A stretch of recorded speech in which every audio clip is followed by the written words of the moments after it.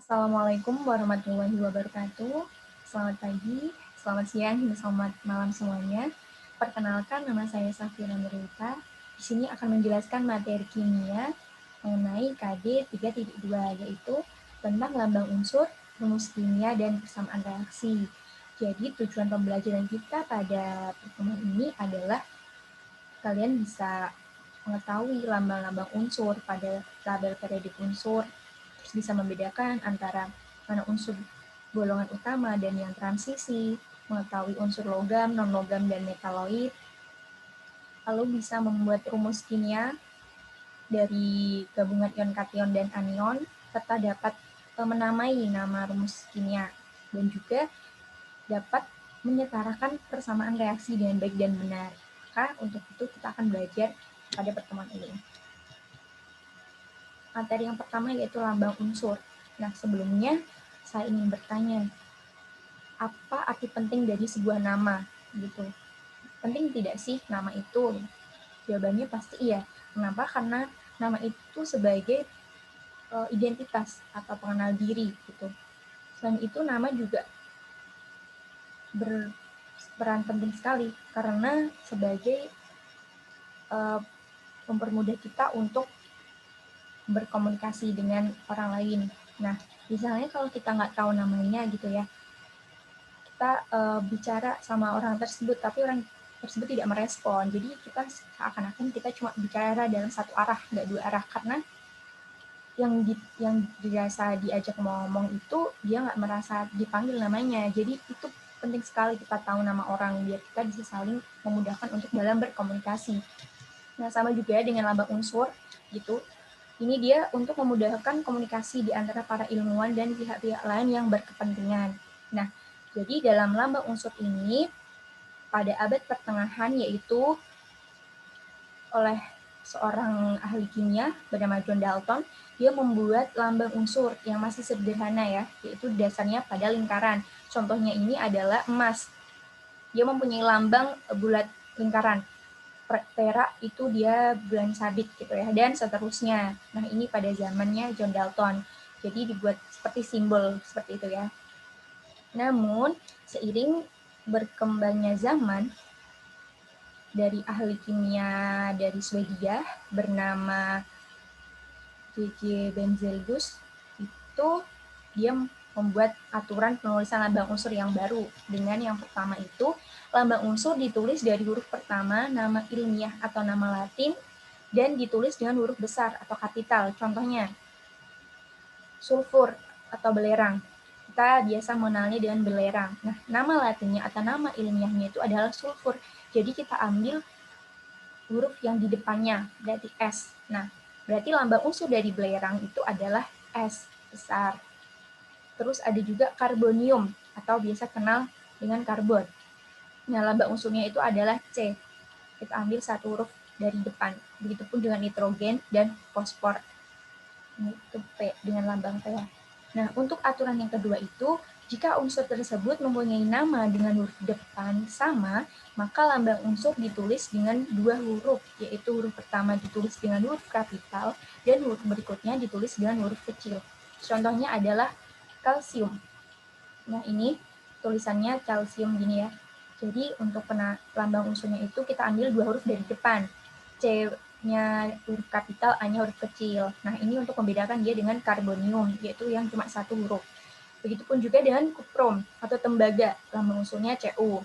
Kobalt dengan nama ilmiah kobaltum, Co. Natrium Na, Ne, nikolum, nikel itu Ni. Jadi banyak sekali lambang-lambang unsur gitu ya. Nah, di sini ada sistem periodik unsur. Bagi kalian sudah punya belum sistem periodik unsur? Bagi yang belum wajib punya ya. Nah, ini contohnya sistem periodik unsur kayak gini. Seperti yang ada di layar juga. Ini sangat penting sekali untuk anak kimia tuh wajib punya. Wajib sekali untuk punya sistem periodik unsur. Karena dari sistem periodik unsur ini kita bisa belajar banyak hal. Tidak hanya unsur saja. Nanti untuk bab yang selanjutnya pun kita akan belajar tentang konfigurasi dari unsur, misalnya H, Li, Na, atau yang lainnya.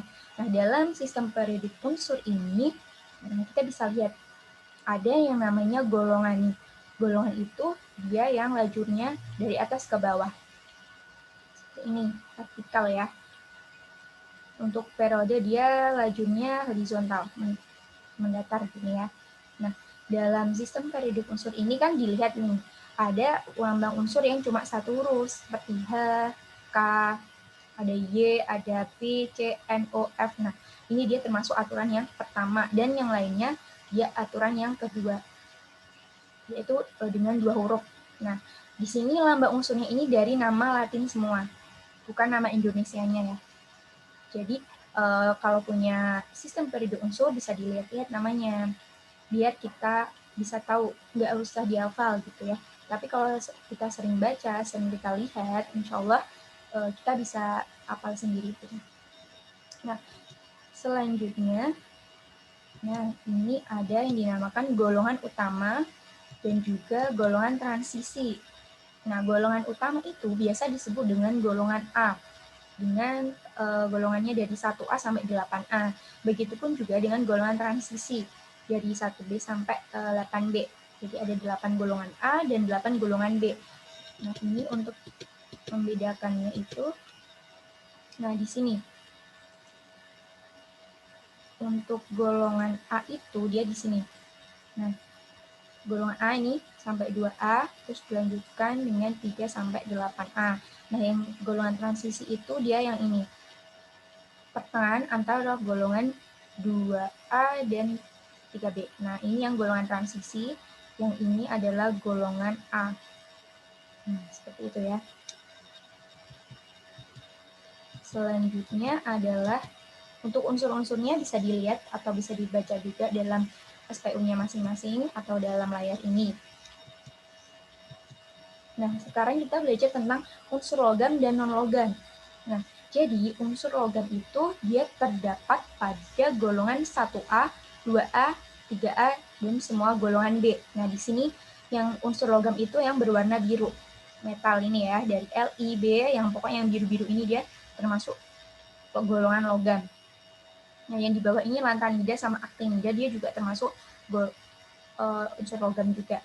Nah, untuk unsur yang non-logam dia terletak pada golongan 4A, 5A, 6A, 7A, dan 8A, yaitu yang diwarnai dengan hijau. Nah, dia ini termasuk unsur non-logam. Nah, sedangkan yang warnanya orange ini dia metaloid, yaitu batas antara unsur logam dengan unsur non-logam. Atau biasa kita sebut dengan nama unsur semi logam atau metaloid. Nah, jadi pada intinya untuk menghafalnya cukup kita mengingat-ingat aja yang sedikit aja ya, berarti unsur non logamnya aja dari H, C, N, O ini sampai ini. Nah, selebihnya dia termasuk unsur logam. Semua golongan transisi dia pasti golongan logam. Terus untuk yang 1, 2, 1 kecuali H itu berarti dia termasuk unsur logam. Jadi untuk memudahkannya seperti itu ya.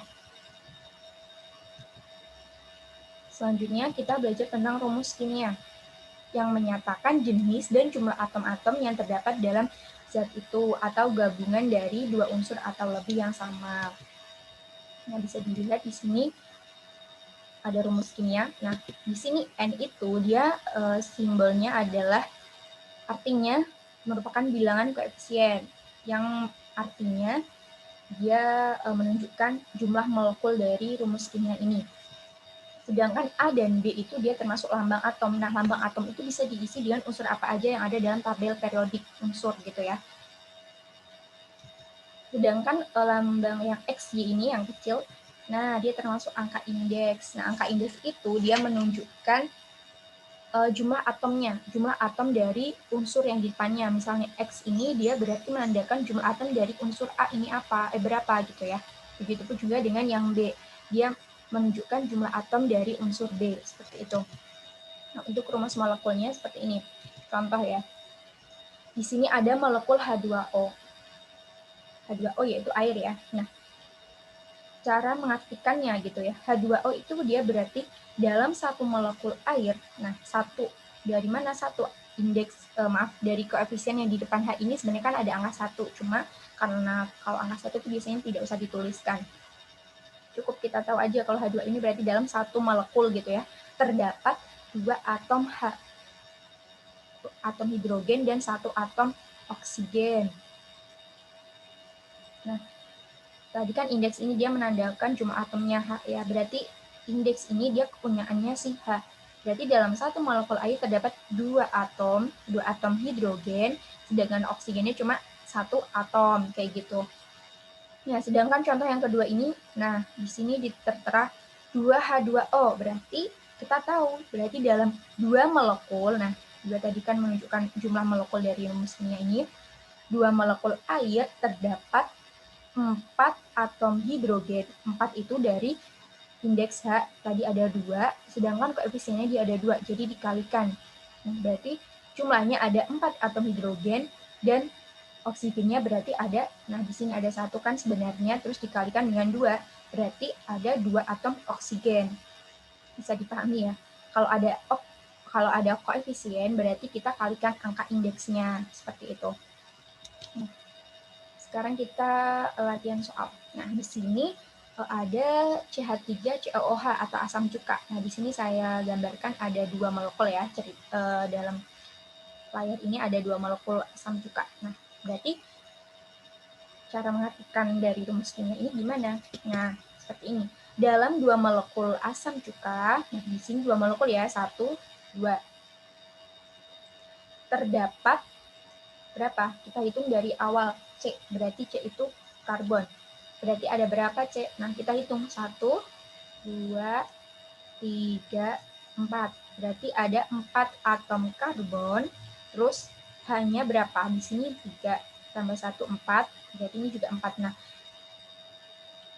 terus ada 8 atom hidrogen dan oksigennya ada 4. Nah, jadi keseluruhan bacanya adalah dalam 2 molekul ini asam cuka terdapat 4 atom karbon, 8 atom hidrogen dan 4 atom oksigen. Contoh selanjutnya ini ada magnesium hidroksida. Nah, cara membacanya itu dalam 1 molekul magnesium hidroksida terdapat 1 atom magnesium. Nah, di sini 1 magnesium aja. Terus, nah yang dalam kurung ini, nah kalau misalnya ada seperti ini, yang di dalam kurung ini harus dikalikan ya. Misalnya di sini ada indeksnya, berarti harus dikalikan 2. Kayak gitu. Nah, dalam 1 molekul magnesium hidroksida terdapat 1 atom magnesium, 2 atom oksigen, 2 atom, nah di sini kan ada 2 dikali, dan ada 2 atom hidrogen. Seperti itu ya. Nah, jadi makanya itu kita harus punya tabel periodik unsur supaya kita tahu gitu kalau Mg itu nama unsurnya apa gitu, biar kita hafal sendiri gitu ya. Jadi kalian wajib punya tabel periodik unsur. Nah, ini bisa dipahami lagi ya. Sebenarnya mudah, cuma tinggal menghitung aja jumlah atomnya dan nama unsurnya harus tahu gitu. Selanjutnya kita belajar tentang rumus empiris. Nah, kalau rumus empiris ini dia menyatakan perbandingan terkecil atom-atom dari unsur-unsur yang menyusun suatu senyawa. Contohnya nama senyawa di sini ada air, ada air sama glukosa. Nah, rumus molekulnya itu kalau air dia adalah H2O. Sedangkan untuk glukosa dia C6H12O6 ya. Nah, rumus empirisnya itu berarti dia kita bikin perbandingan gitu, perbandingan dari atom-atomnya. Nah, untuk air dia rumus molekul dan rumus empirisnya itu sama karena sudah tidak bisa disederhanakan lagi gitu ya. Berarti tetap H2O sama H2O. Nah, sedangkan untuk glukosa di sini kita bisa lihat indeksnya C6H12O6.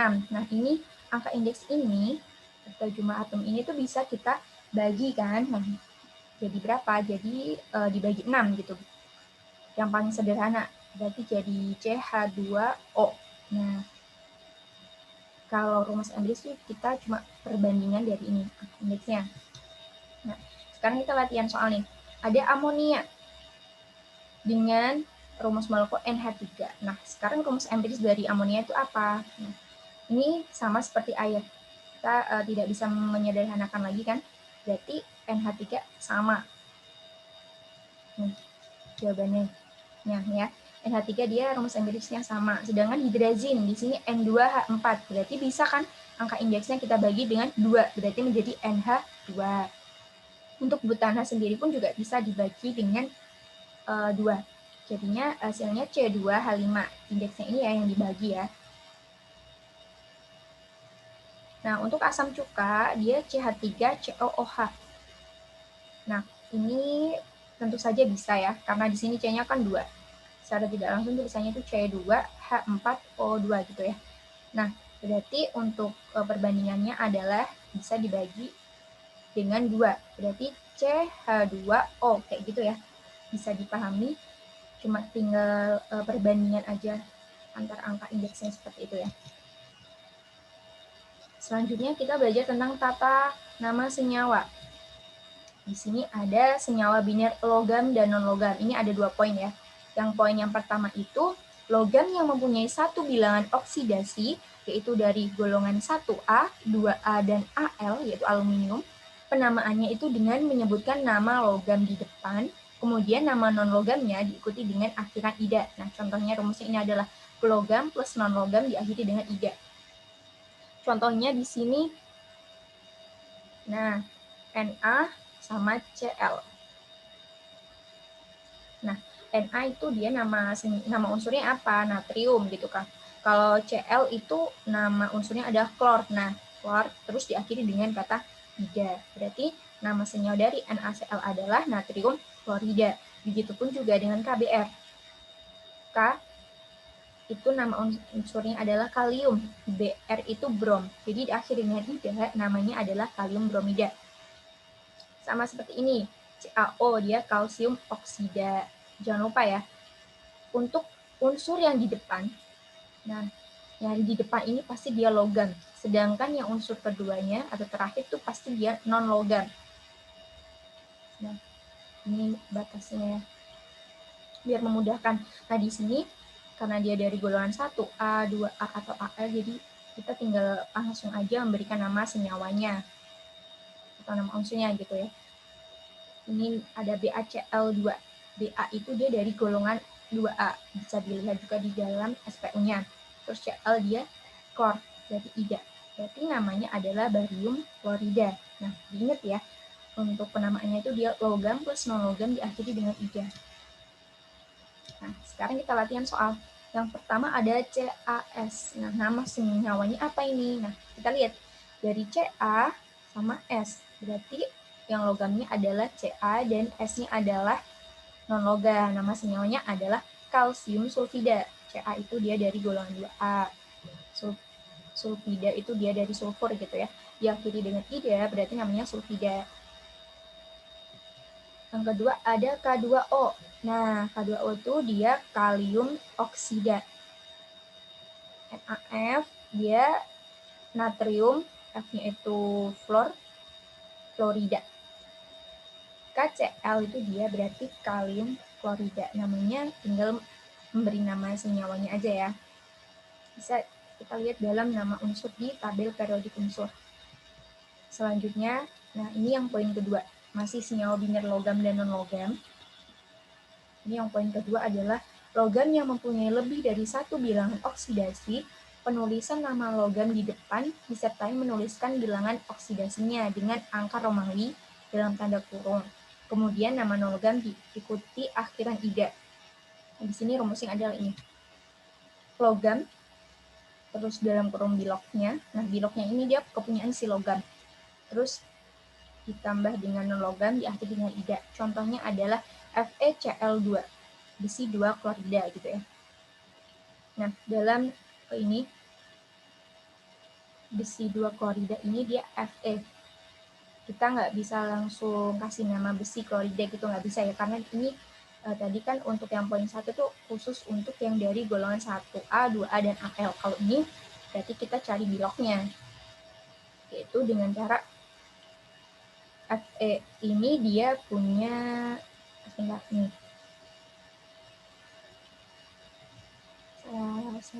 Nah, di sini contohnya ya. Jadi FeCl2 itu kalau kita uraikan itu seperti ini. Terdiri dari kation Fe2+ dan anion Cl-. Jadi kation itu dia unsur yang mempunyai muatan positif. Kalau yang anion itu dia unsur yang memiliki muatan negatif. Contohnya di sini Fe2+ gitu ya.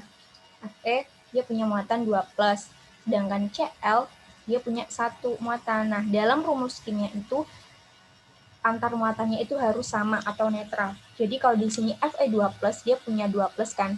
Nah, sedangkan Cl cuma punya 1. Nah, jadi untuk menyamakan atau menetralkannya kita menambahkan dengan cara menambahkan koefisiennya di sini. Kita tambah koefisiennya jadi 2. Nah, seperti ini. Jadi kalau udah setara nih kan. Ini 2+ ya kan.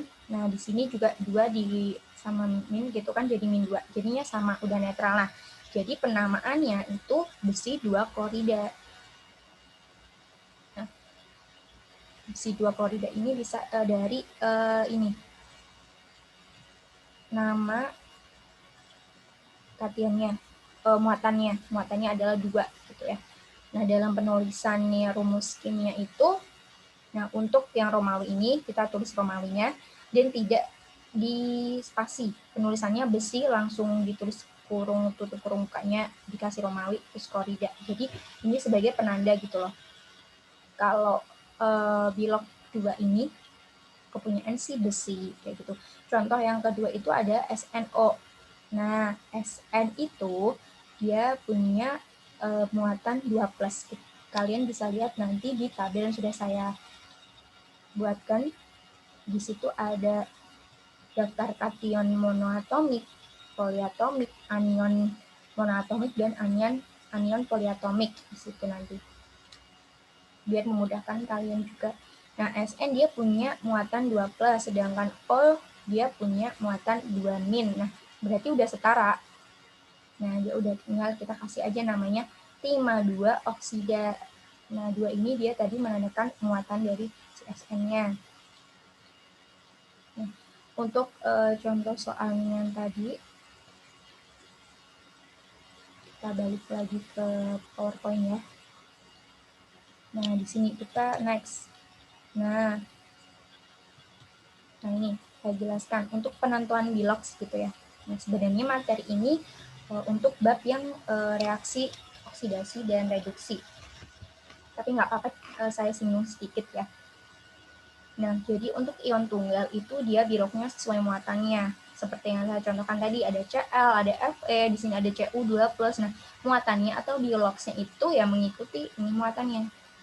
Berarti -1. Kalau C2+, berarti biloknya +2, kayak gitu, dan seterusnya. Untuk ion poliatom, juga sama, dia menyesuaikan muatannya. Kalau ion poliatom itu yang seperti apa? Nah, ion poliatom itu dia yang mempunyai unsur 2 atau lebih. Nah, kalau ion tunggal berarti kan dia cuma 1 unsur aja nih. Nah, kalau yang ion poliatom dia terdiri dari 2 unsur atau bisa lebih gitu ya. Nah, di sini ada SO4 2-. Berarti bilok dari SO4 atau sulfat itu dia -2. Nah, NH4+ berarti dia muatannya +1 kan, berarti biloknya adalah +1. Nah, ini juga ada letak golongan pada SPU. Nah, biloknya itu menyesuaikan dari letak golongannya. Kalau 1A, untuk unsur-unsur yang ada dalam golongan 1A, dia itu punya biloknya menyesuaikan nomor golongannya. Berarti 2A dia punya bilok +2 dan seterusnya. Untuk 7A dia -1. Nah, contohnya di sini misalnya ada KCl gitu. Kan dia termasuk dari golongan 1A, berarti dia punya bilok +1. CaO, nah Ca dia termasuk golongan 2, berarti dia punya bilok +2. Dan seterusnya. Untuk hidrogen, dia kan termasuk dari golongan 1. Nah, dia punya bilok +1. Nah, untuk oksigen dia biloknya adalah -2. Karena muatannya juga -2 gitu ya. Nah, kita coba latihan ini. Yang sama kan? Tadi FeCl2 yang saya contohkan di sini cuma FeCl3. Berarti tinggal mengganti aja nih Romawinya ya. Romawinya berarti besi 3 klorida. Nah, sebenarnya dari indeks ini tuh kita bisa tahu, tapi jangan dijadikan pedoman gitu ya. Biasanya ada beberapa rumus kimia yang letak indeks yang di akhir itu menandakan bilog dari unsur yang di depannya. Nah, untuk CuCl2 itu sama kayak tadi. Nah, di sini saya lihatkan lagi di Word-nya. Nah, di sini ada CuCl2. Nah, diuraikannya itu jadi katilnya itu Cu2 plus tambah dengan Cl min. Nah, karena ini belum sama, ion muatannya belum netral gitu ya. Kita lihat, berarti kita menambahkan koefisien di mana? Di depan Cl kan, berarti 2 plus sama 2 min, berarti udah netral gitu ya. Nah, penamaannya apa? Cu dia nama unsurnya apa? Kita cari di dalam tabel periode unsur, yaitu tembaga. Berarti Romawinya di sini, nah, 2, angka Romawi 2, Cl, klor diakhiri dengan 3. Begitupun dengan FeS. Fe diuraikan jadi Fe2 plus sama S2 min. Nah, ini udah setara, berarti kita tinggal tulis aja besi 2, tadi muatannya 2, tusuk 3. Nah, kita balik lagi ke PPT-nya.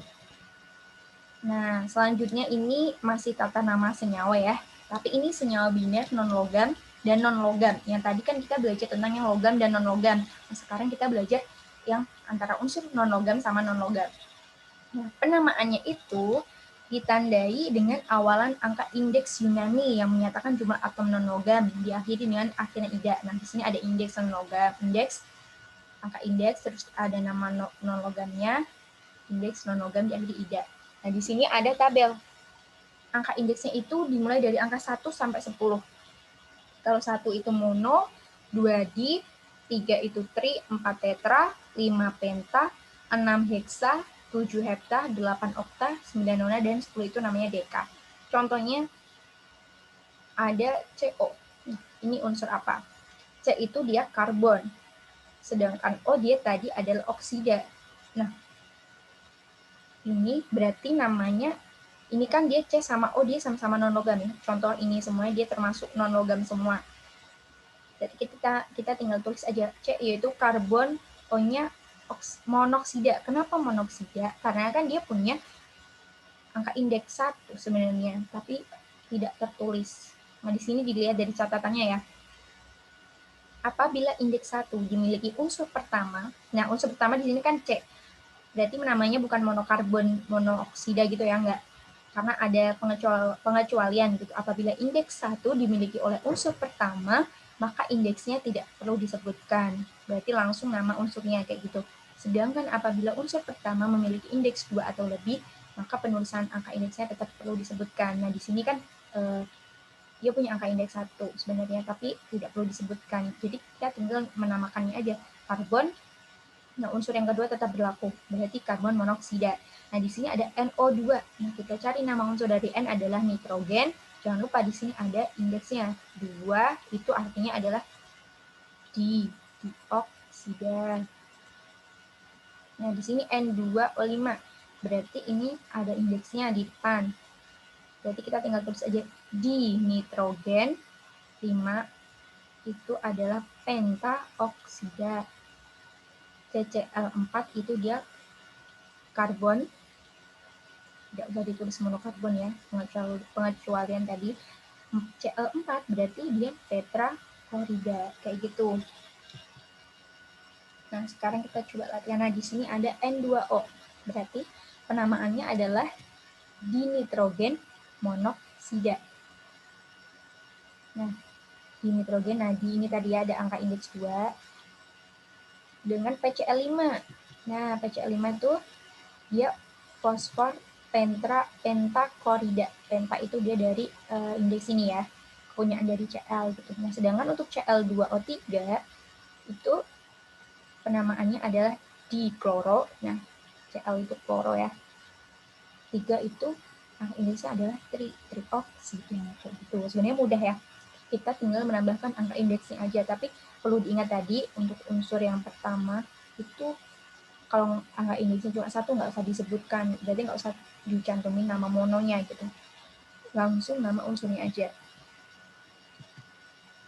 Nah, sekarang kita belajar tentang tata nama senyawa, tapi yang tersusun dari ion poliatomik. Ion-ion itu dia dibedakan jadi ada 2, ion tunggal sama atau bisa kita sebut ion monoatom dan ion poliatomik. Nah, yaitu ionnya tersusun dari gabungan beberapa unsur tadi, yaitu lebih dari 1 unsur. Berarti bisa 2 atau 3 gitu. Nah, cara pemberian nama senyawa yang tersusun atas kation dan anion poliatomik yaitu nama logam kation diikuti nama anionnya. Seperti yang saya bilang tadi, dalam rumus kimia itu pasti dia terdiri dari kation sama anionnya. Nah, di sini ada daftar kation monoatomik, yaitu daftar kation yang tunggal gitu ya. Di sini ada H+, namanya ion hidrogen, Na+, ion natrium, dan seterusnya.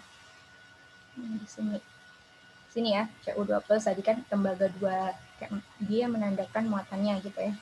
Angka Romawi dia menandakan muatannya gitu. Terus daftar kation poliatomik. Nah, di sini ada NH4+, namanya ion amonium, H3O dia hidronium. Bisa dibaca sendiri ya. Untuk daftar anion monoatomik. Nah, di sini ada Cl-, namanya klorida, F-, fluorida, dan seterusnya. Untuk daftar anion poliatomik, di sini ada sulfit, ada sulfat, nitrat, nitrit, ada sianida juga, ada fosfat, ada fosfit, dan yang lain sebagainya. Bisa dibaca dan dipahami sendiri ya. Nah, ini contoh soalnya. Ada di sini ada tabel. Nah, di sini ada kation dan anion, rumusnya sama namanya. Di sini kita diketahui ada ion Na+ dan ion NO3-. Berarti nama rumus kimianya apa? Nah, kita berarti tinggal gabungin aja nih. Ada NaNO3-. Nah, udah. Berarti ini udah netral apa belum? Muatannya. Tadi kan muatannya itu harus netral ya dalam suatu rumus kimia gitu. Ini dia cuma 1, dan ini cuma 1. Berarti netral. Tinggal kita tulis aja Na sama NO3. Berarti untuk muatannya kita hilangkan aja. Kalau rumus kimia dia nggak ada tulisan atau muatannya gitu. Berarti kita tinggal tulis aja tadi ya, karena udah netral, NaNO3. Nah, penamaannya berarti kita tinggal lihat tadi tinggal lihat di daftarnya aja. Na itu dia termasuk natrium. Nah, NO3 tadi penamaannya adalah nitrat kayak gitu. Sama juga dengan ion K+ sama ion NO4-.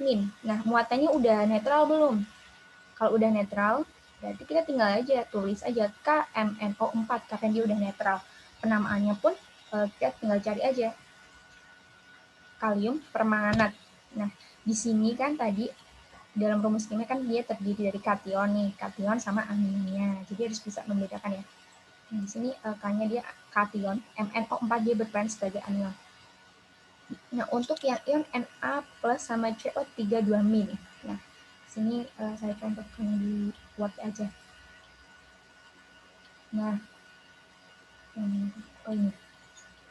Nah, natrium nitrat tadi Na3 plus CO3 2-. Nah, Na dia punya muatan cuma 1, sedangkan CO3 dia punya muatan 2-. Nah, berarti belum netral kan?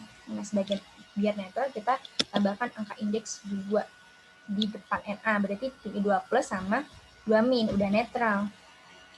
Berarti penamaannya tinggal kita tulis aja Na2, 2 ini dia dari koefisien. Kita langsung tulis aja Na2CO3. Penamaannya adalah natrium nitrat. Bukan dinatrium ya. Kalau ini dia kan bukan non-logam. Kalau angka indeks tadi dia khusus untuk yang non-logam dan non-logam. Berarti ini natrium nitrat.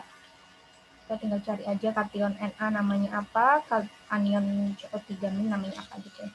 Nah, contoh lain lagi ada Ca2+ sama PO43-. Nah, kira-kira nih muatannya udah netral belum?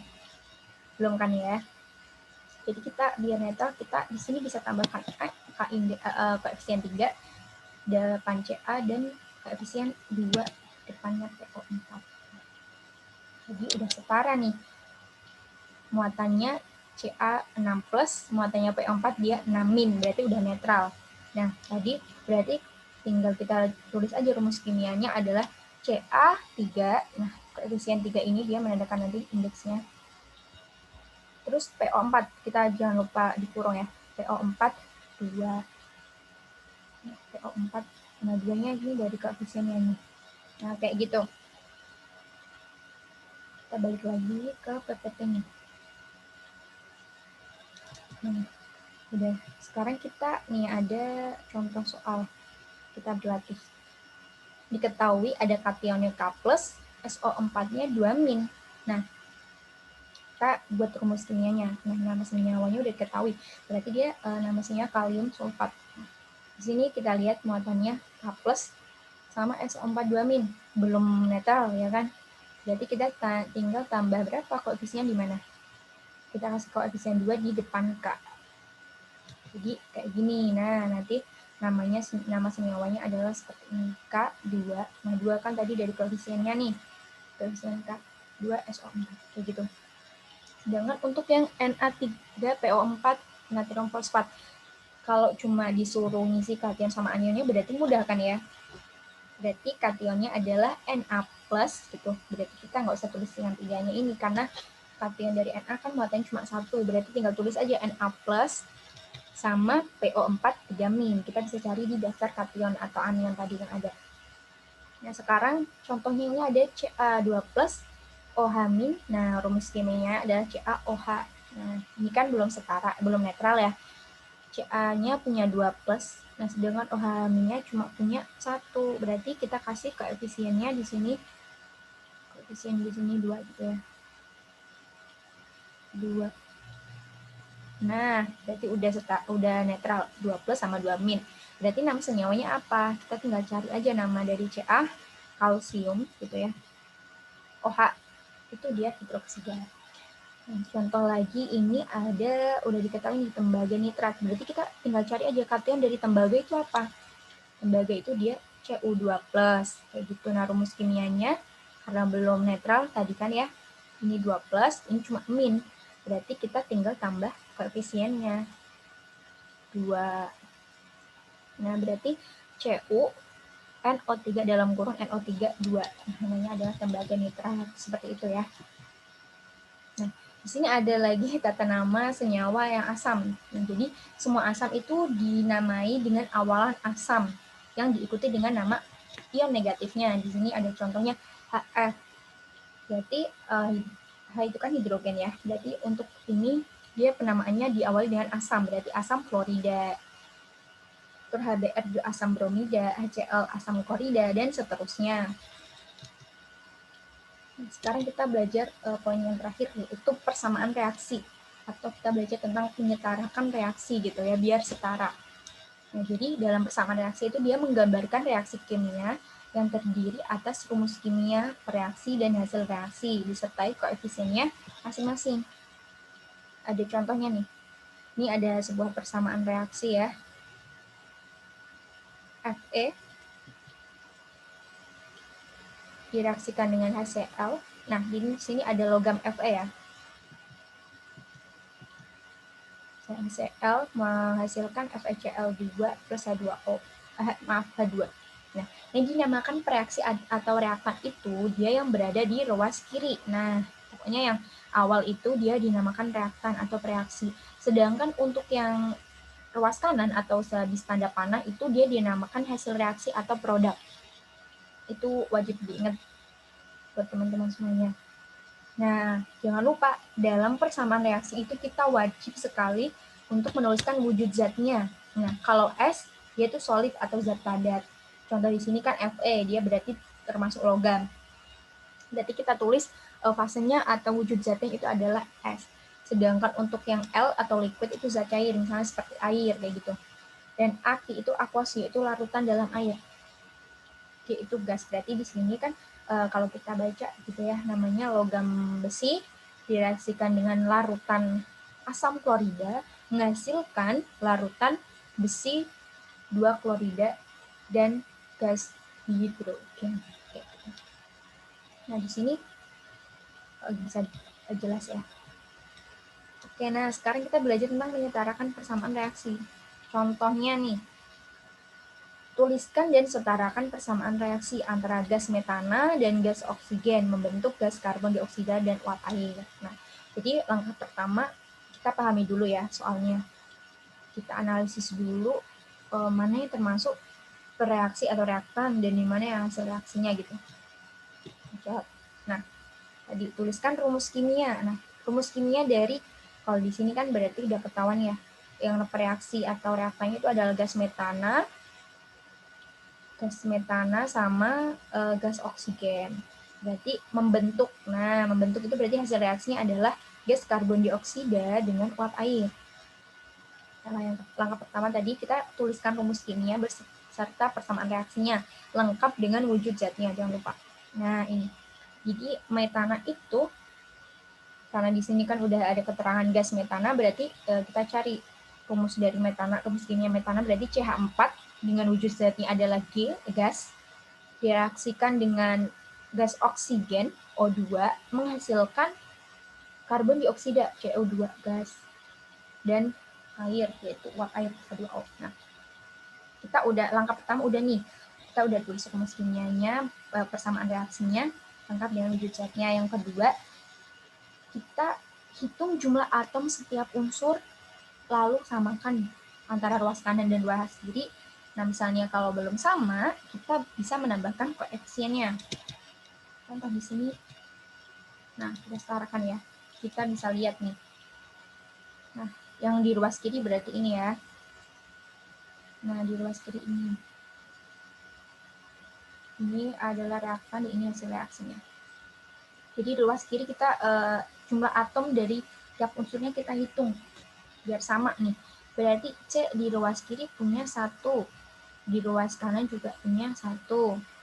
H di ruas kiri dia punya berapa nih? 4 kan? Nah, sedangkan yang dalam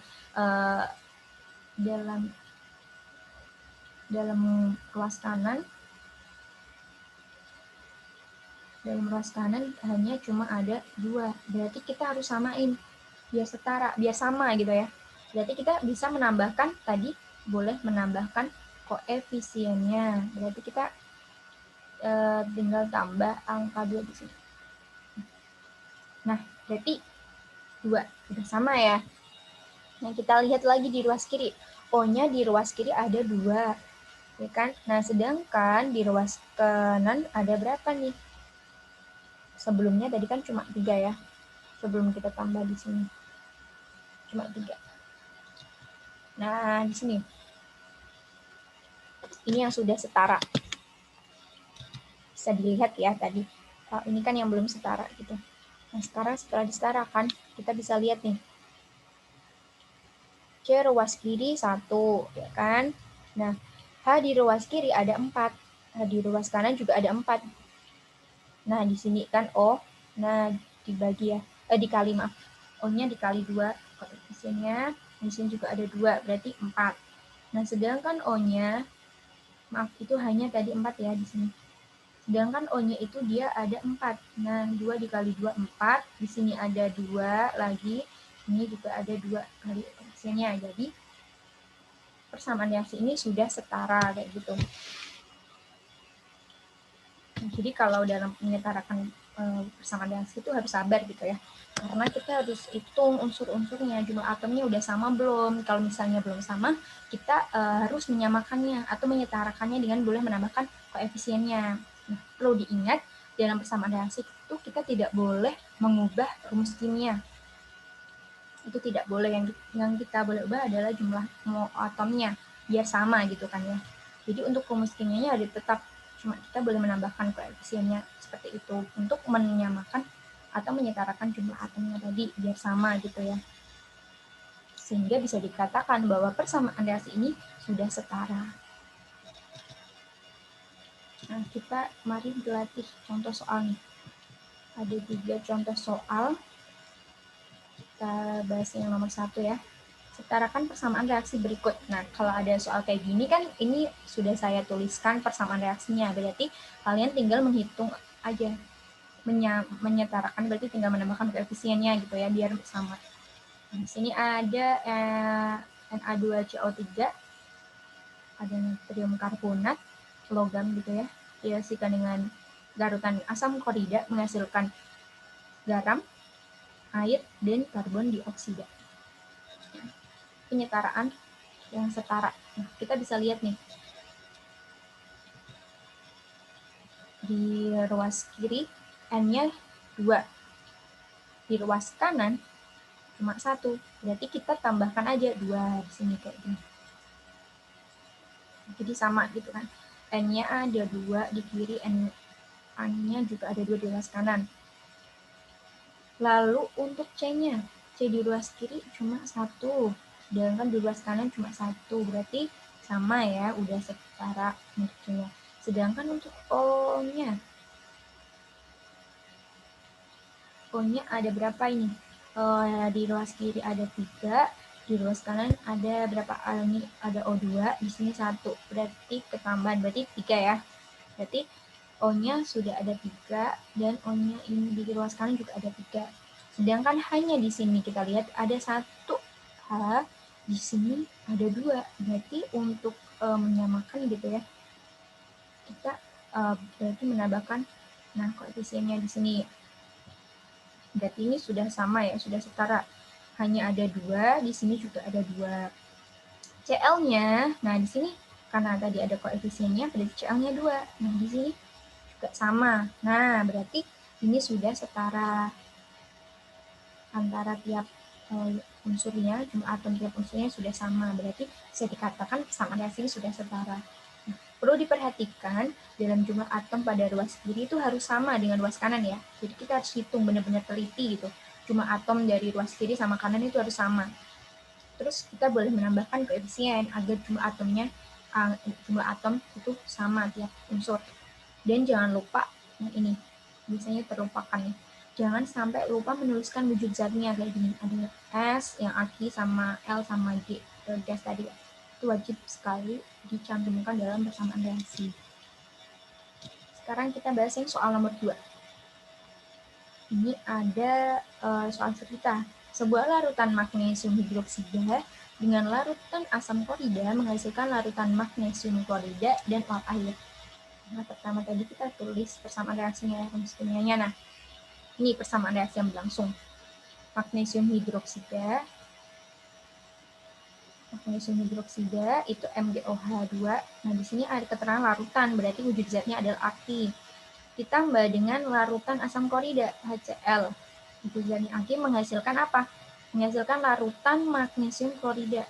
Nah, MgCl2, aki, dan uap air, yaitu H2O. Tinggal kita setarakan aja.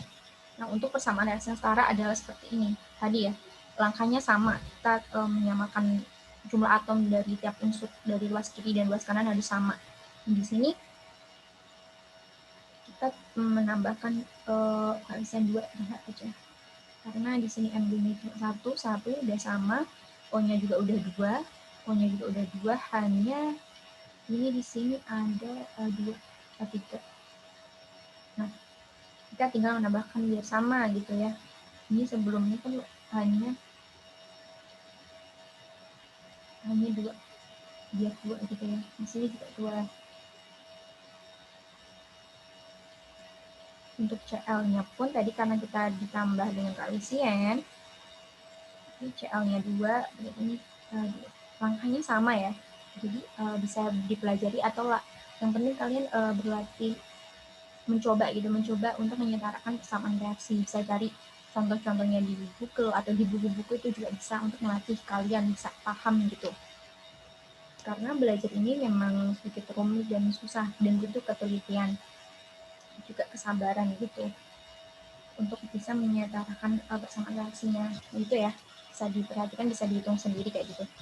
Sedangkan untuk yang terakhir sama,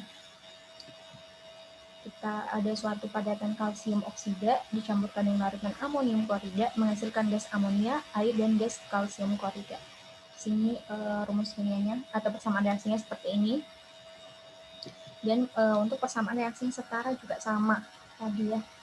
Kita tinggal menyamakan jumlah atom dari tiap unsur yang ada di ruas kiri dan di ruas kanan sehingga persamaan tersebut bisa setara dengan jumlah atomnya sama semua gitu. Di sini bisa dilihat ya. Nah, di sini kita menambahkan kesaksian 2 depan N sama. Kita bisa dipelajari sendiri lagi ya. Oke, itu tadi penjelasan saya mengenai materi lambang unsur, rumus kimia, dan persamaan reaksi. Jadi bisa ditonton ini video kalau misalnya dalam saat saya menjelaskan pertemuan di Meet kurang jelas, bisa diulangi di sini gitu ya. Kalau misalnya masih bingung bisa tanya atau kontak di WA saya, atau boleh juga cari video pembelajaran lain di YouTube atau dimanapun senyamannya kalian yang bisa kalian pahami atau kalian bisa pelajari lebih mudah gitu. Karena pada intinya kalau kita mau berlatih gitu ya, berlatih soal-soal gitu, itu sangat mempermudah sekali gitu kita untuk bisa mengerjakan soal-soal lainnya. Jadi saran dari saya, pesan dari saya, tetap semangat walaupun kita belajarnya daring gitu ya. Tapi kita harus tetap semangat belajar karena ya semoga pandemi ini cepat berlalu sehingga bisa belajar offline di sekolah, bertemu dengan Witarti nantinya. Jadi pembelajarannya bisa langsung gitu. Oke, terima kasih untuk waktunya. Tetap semangat dan tetap jaga kesehatan semuanya. Saya tutup. Billahi taufiq wal hidayah. Wassalamualaikum warahmatullahi wabarakatuh. Terima kasih semuanya.